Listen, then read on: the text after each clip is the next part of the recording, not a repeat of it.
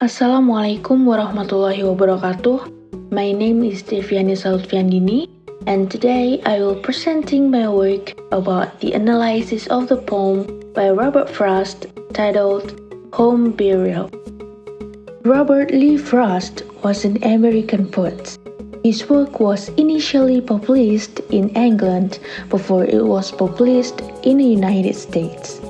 Known for his realistic depictions of rural life and his command of American colloquial speech, Frost frequently wrote about settings from rural life in New England in the early 20th century, using them to examine complex social and philosophical themes.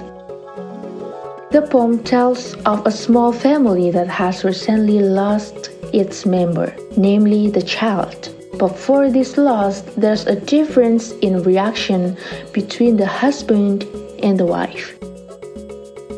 Language and communication are central to home burial, which focuses on a couple's failure to understand each other in the wake of their child's death. This breakdown in communication, even more than their grief itself, threatens to destroy the couple's marriage, as neither person is able to recognize, let alone empathize with, the other's pain and perspective. That the couple's inability to listen to one another ultimately leads to an unresolved shouting match hammers home the poem's message that communication is vital to the survival and success of any relationship. The tone are sad and ironic. The form and matter used in the poem is free verse. The setting is in the home of the two figures in the poem. The narrator is Robert Frost. The protagonist and antagonist are the husband and the wife. The point of view is first person, all-knowing. It has some literary devices. The first is assonance. Assonance is the repetition of vowel sounds in the same line, such as the sound of O in If I Can Change It, oh, I want, and the sound of A in Making the Gravel Leap and Leap in Air.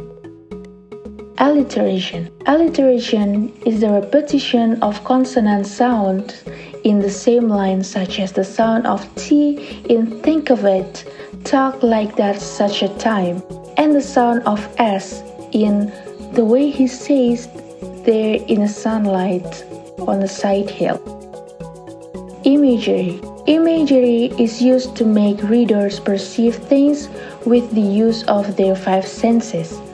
For example, he saw her from the bottom of the stairs, and you had stood the spade up against the wall, and turned on him with such a daunting look. Consonants. Consonants is the repetition of consonant sounds in the same line, such as the sound of L in I Shall Love the Worst Love I Ever Loved, and the sound of T in If I Can Change That, oh, I want. And the last is metaphor. The poem has a few implied metaphors. It's used to compare objects that are different without mentioning them. For example, not you. Oh, where's my hat? Oh, I don't need it. I must get out of here. I must get air. Here the home is compared to a truck, and that's how the mother feels after the demise of her son. In the second example, no, from the time when one is sick to death, one is alone, and he dies more alone. The mother's grief compared to death. Poetic devices. The first is stanza. A stanza is a poetic form of some lines. There are 8 long stanzas in this poem. The second is blank verse. It's a type of verse that doesn't follow any specific rhyme scheme. This poem is written in a blank verse form. And the last is refrain. The lines that are repeated at some distance in the poems are called refrain. The line, "What is it you see?" is repeated with the same words. It has become a refrain as it has been repeated thrice in the first stanza. That's all from me.